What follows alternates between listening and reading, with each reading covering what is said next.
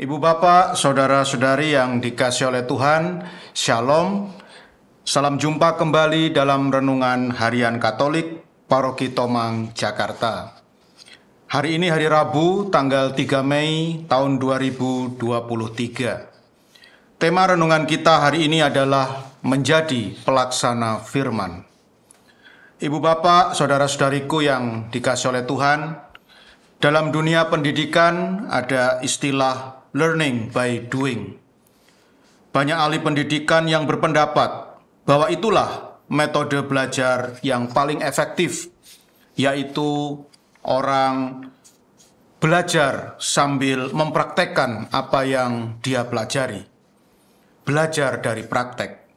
Oleh karena itu tidaklah mengherankan kalau kemudian di sekolah-sekolah dibangunlah yang namanya laboratorium.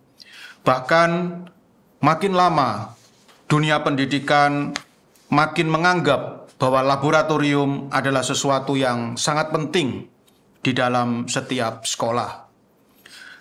Karena belajar teori di dalam kelas saja sekarang ini dianggap tidak cukup.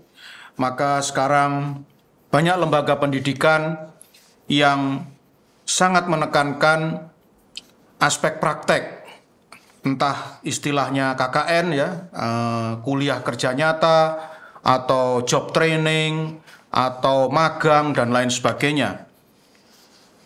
Singkatnya, aspek praktek di dalam dunia pendidikan itu sekarang makin lama makin dianggap penting.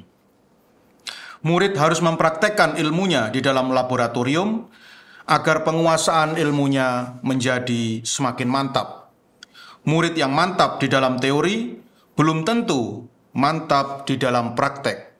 Tapi murid yang mantap di dalam praktek pasti mantap pula di dalam teori. Demikian menurut anggapan para ahli pendidikan.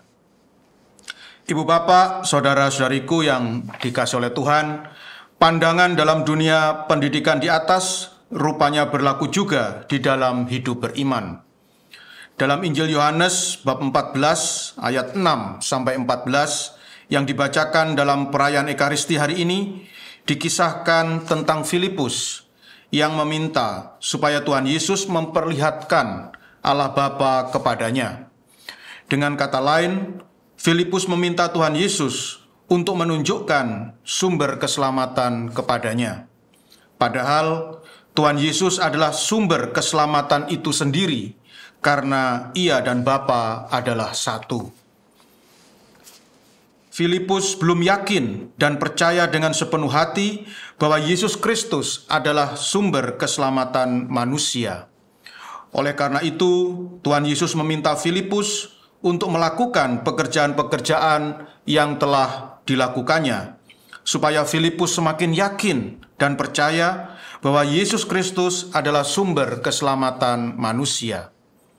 Tuhan Yesus berkata kepada Filipus, "Aku berkata kepadamu, sesungguhnya barang siapa percaya kepadaku, ia akan melakukan juga pekerjaan-pekerjaan yang aku lakukan, bahkan pekerjaan-pekerjaan yang lebih besar dari itu."